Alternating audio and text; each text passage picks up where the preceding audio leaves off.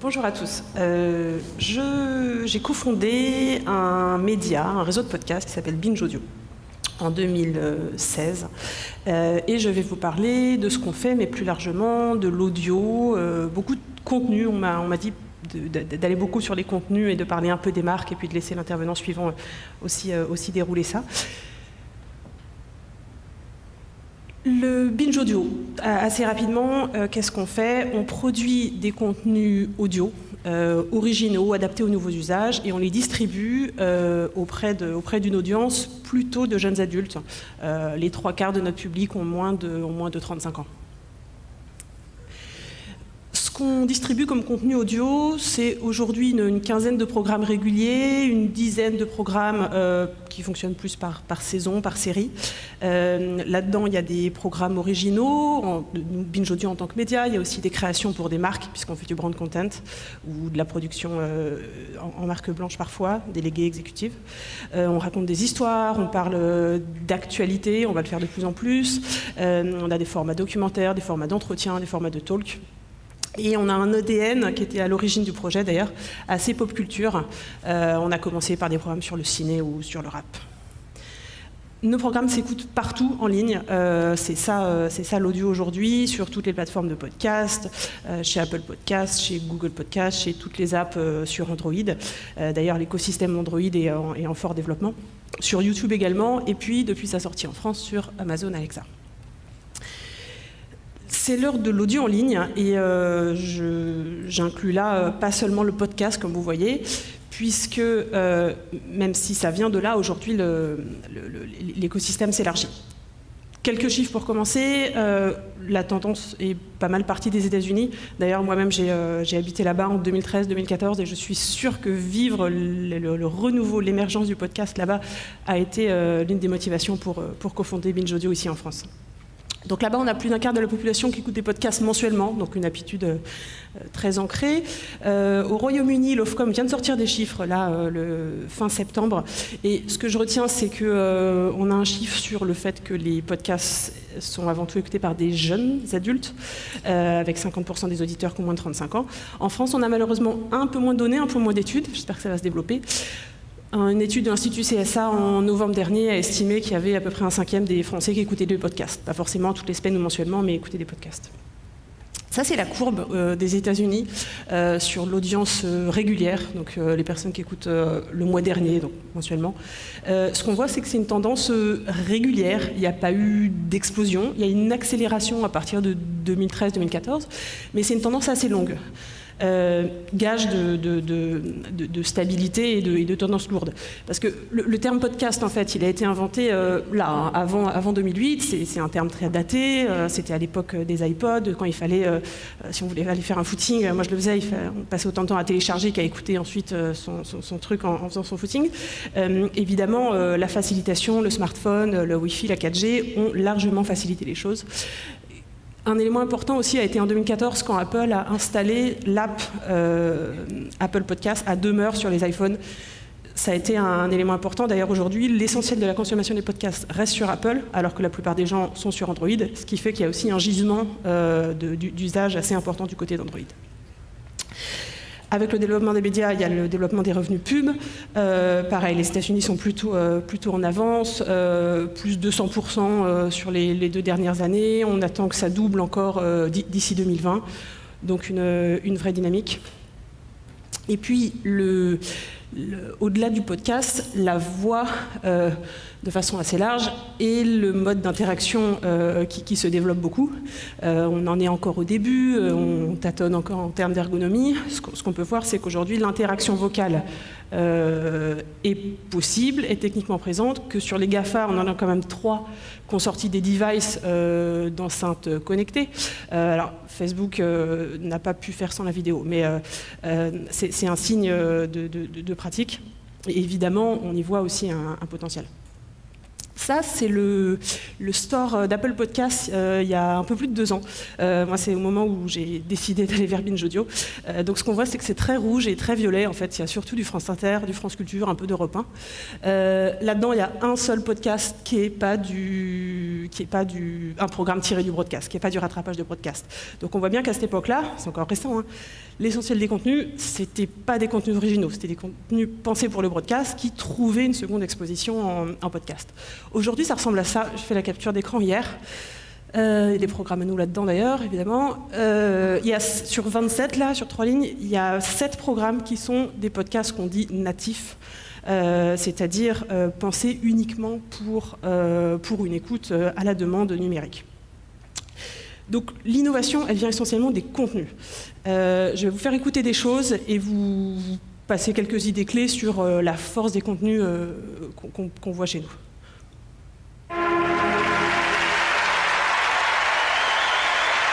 Ce sont des hurrahs dans la foule. Surya a énormément de panache, de courage et de bravoure. Tout le monde était là, excité, applaudissait, ils disaient mais c'est incroyable. Donc pour du patinage, c'est un peu fou. Le 20 février 1998, la Française Surya Bonaly est appelée sur la patinoire de Nagano.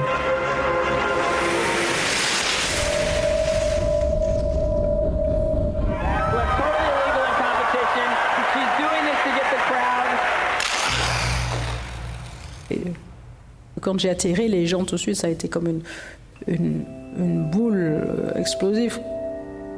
Dans un sport régi par la gravité, ce moment d'apesanteur n'a rien d'un hasard.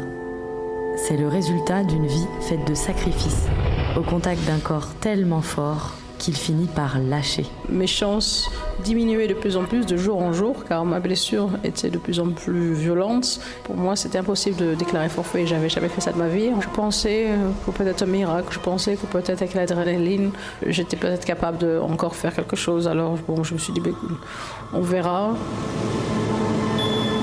20 ans plus tard, Surya Bonaly m'a raconté comment elle s'est retrouvée là, la tête à l'envers, devant des millions de spectateurs. Donc ça a vraiment touché les gens d'une manière incroyable, quoi. Et j'arrive toujours pas à comprendre pourquoi ce saut a autant d'impact, quoi.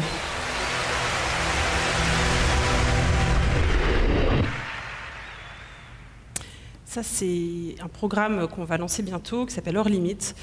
C'est la bande-annonce de la première saison qui sera consacrée à Surya Bonaly, vous l'aurez compris. Avec ce programme, on s'intéresse à des exploits sportifs et au corps, à l'exploit du côté du corps, du côté de la sensation, du récit de comment ça a été vécu par la personne, du récit aussi d'autres parties prenantes. Donc Nelson Montfort, qui commentait à l'époque, a été interviewé, sa famille, un entraîneur, je crois. Le programme en finalisation, on le présentera en avant-première au Paris Podcast Festival la semaine prochaine. Ça, c'est du programme narratif. C'est du contenu premium. Pour nous, c'est un peu une super production à l'échelle de Binge Audio. Ça s'inspire beaucoup des codes de la série télé en termes de construction d'histoire, puisque là, le fil narratif, la construction est très importante. Il s'agit de rencontres, puisque là, il y a la rencontre avec Surya Bonaly qui a été interviewée, retrouvée, elle est à Minneapolis maintenant, pour raconter la rencontre d'autres intervenants dans sa vie. Et évidemment, le maître mot de tout ça, c'est de créer de l'émotion, de l'affection, en utilisant la capacité du son à faire imaginer au-delà du son, évidemment. Pour vous donner une idée de ce que ça demande en construction, en montage, juste des petites copies d'écran du boulot de l'équipe. Ça suppose des talents, ça suppose des auteurs, des réalisateurs, des compositeurs de la musique originale, évidemment. Tout l'art est là, en fait. Deuxième extrait, là c'est un format d'entretien, un podcast régulier qu'on produit chez Binge Audio tous les 15 jours, qui s'appelle, Les couilles sur la table, qui est un programme sur les masculinités. Les couilles sur la table, épisode 20.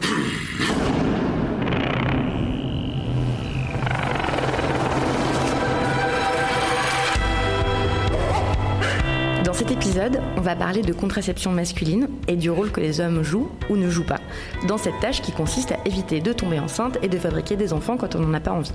On va parler de préservatifs, de vasectomie, des rapports entre la fertilité et la virilité, de la pilule pour hommes qu'on attend toujours, et de pourquoi la contraception est toujours vue en France et dans plein d'autres pays comme une affaire de femmes.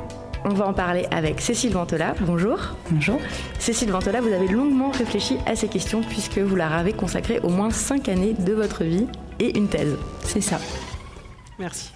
Dans ce programme, on a un angle, à la fois le programme qui est sur les masculinités, qui dit que le masculin n'est pas le neutre, mais peut s'interroger, tout comme la femme a été définie comme en positif il y a quelques décennies, on y arrive à l'homme.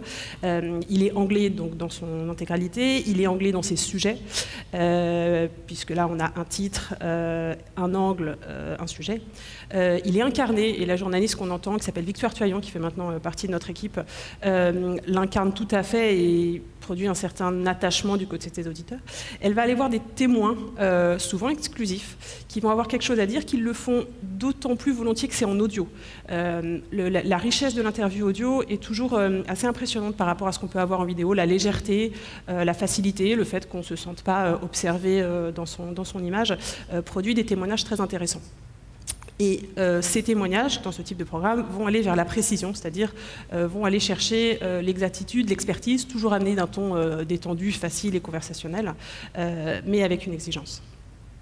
Ça, c'est Victoire Tuaillon, qui est et là, on voit qu'avec elle, on a une voix qui s'installe, un attachement très important. Elle me montre parfois le courrier qu'elle reçoit. Alors, il y a des tweets et des commentaires Facebook, mais il y a aussi des mails de beaucoup de lignes auxquelles elle prend soin de répondre, mais le volume commence à être un petit peu élevé. Troisième exemple, c'est un podcast qu'on distribue. On ne le produit pas, on le distribue. Ça s'appelle Le Chip. C'est sur la pop culture noire. Et je vous laisse écouter un morceau. Que c'est Le Chip? Le Chip, c'est un podcast bimensuel de pop culture noire. On nous a pas forcé, c'est un choix délibéré. Je crois qu'on peut dire qu'on avait envie d'avoir un podcast qui se penche sur des questions qui nous concernent, qui se rapportent à nos identités. Avec un autre point de vue que celui qui est habituellement... Que le point de vue dominant, ouais. On va dire ça comme ça. On parle de musique, de ciné, de télé, de littérature, de questions de société et autres. Merci. Le Chip, c'est un trio d'animateurs qui va donc parler de pop culture noire en partant d'actualités, de pop culture, de films, de musique, de ce qui buzz, qui va être commenté. Ce qui est intéressant dans cet extrait, c'est que là on est sur un format de talk avec 3 personnes qui ont une grande complicité, mais alors d'abord le sujet. Là, on est typiquement sur un sujet de podcast. Ce serait difficile d'envisager ce type de sujet abordé sur une antenne broadcast. On est sur quelque chose de plus défini, qui s'adresse avec une dimension communauté. Ça ne veut pas dire qu'il n'y a que des personnes noires qui peuvent écouter. Moi, je suis personnellement très, très fan, même avant qu'on les distribue, parce que ça préexistait. Mais il y a quand même quelque chose d'assez circonscrit qui contraste largement avec ce qu'on était un peu obligé de faire en radio hertzienne, où on a une obligation de fédération, où on a un niveau d'atteinte de la population d'une façon assez large, dont on est d'une certaine façon un peu obligé. Dimension ciblée, communautaire, le ton de la conversation. Vous voyez bien l'aisance avec laquelle le trio fonctionne. C'est la conversation détendue. D'ailleurs, souvent, les dispositifs d'enregistrement nos studios sont dans un cadre plus détendu, qui facilite la conversation, plus détendu qu'un studio de radio classique, et qui crée une intimité avec un peu toujours cette double exposition de l'intimité entre les personne du talk, et puis l'intimité forcément avec l'auditeur qui se sent inclus dans cet échange.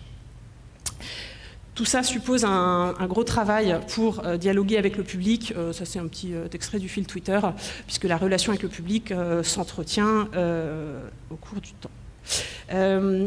Des opportunités pour les marques, mais là je vais vous faire écouter des choses, toujours contenues. Ça c'est un brand content que j'adore, qui a été produit par Gimlet, qui est l'une des grosses boîtes de podcast très très quali aux États-Unis. C'est avec Tinder. We're looking through your Tinder profile. That photo is from my dad's funeral. I'm Jane Marie, and this is DTR, our podcast about defining relationships in the digital age. Have you ever sent a dick pic? A what? Define their relationship, from Tinder and Gimlet Creative. Voilà, c'était le trailer. Il y a eu 2 saisons de 6 épisodes en courant 2017. Ce qu'on voit là, c'est que la marque et Gimlet ont réfléchi à l'intérêt pour l'auditeur.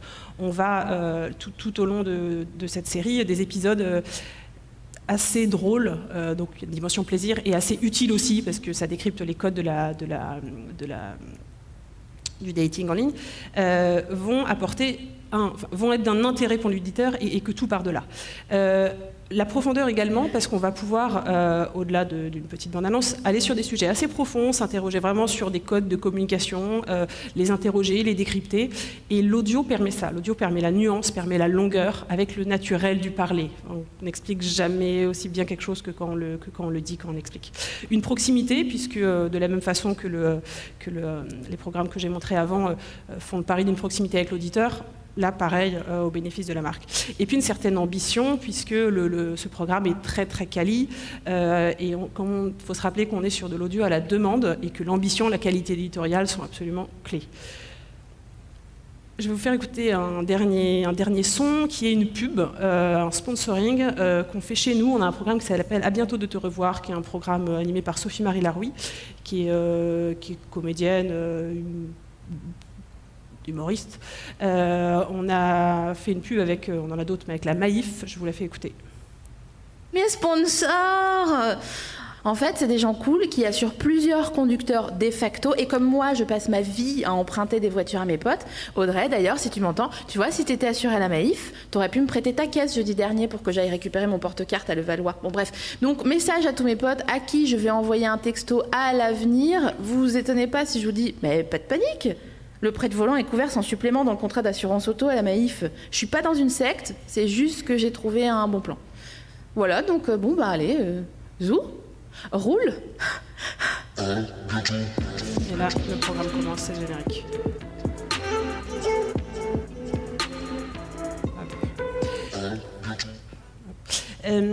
Le type de message qu'on a ici, c'est une création éditoriale. Ce message, on l'a écrit avec Sophie-Marie, on l'a associé à sa création, il jumelle les impératifs de communication de la marque et les codes de communication du podcast. C'est elle qui le lit, et là, ce que l'annonceur achète, c'est du contexte et une très bonne intégration au message. Le programme s'ensuit ensuite, c'est inséré dynamiquement, mais à l'oreille, c'est très doux.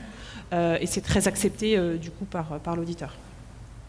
On a des études aux États-Unis qui montrent qu'effectivement la pub dans le podcast, le marché est plus développé là-bas, est très intéressante concernant la mémorisation, avec un taux de 50% pour mémorisation spontanée, ce qui dépasse largement ce qui peut se faire en display par exemple.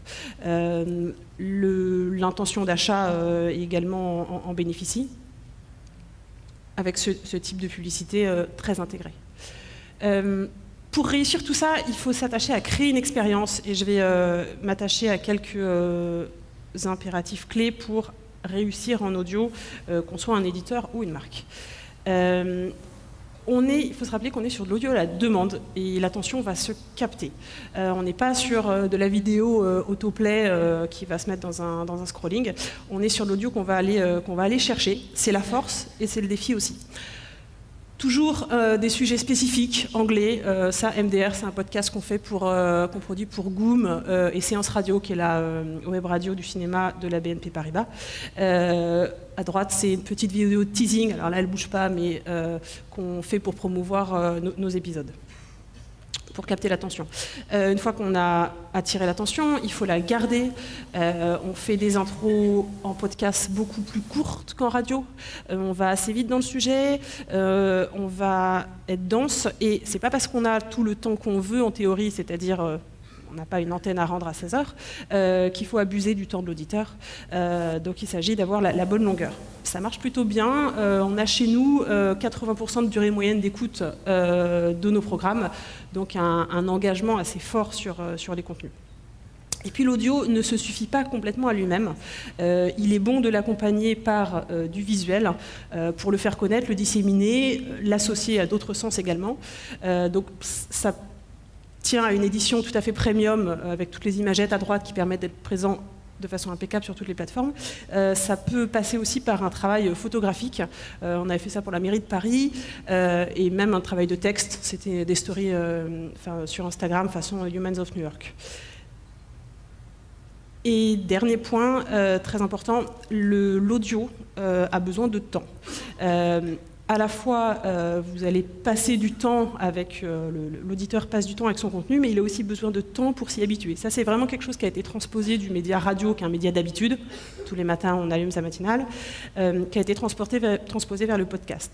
L'enjeu, c'est donc de fidéliser, et ça, c'est vraiment une courbe d'audience type, c'est celle d'À bientôt de te revoir d'ailleurs, avec un épisode publié tous les 15 jours, qui va être écouté au cours de la semaine, au cours des 2 semaines, et dont l'écoute, et d'un épisode à l'autre, l'écoute se renforce et consolide sur la base installée, avec vraiment une progression régulière.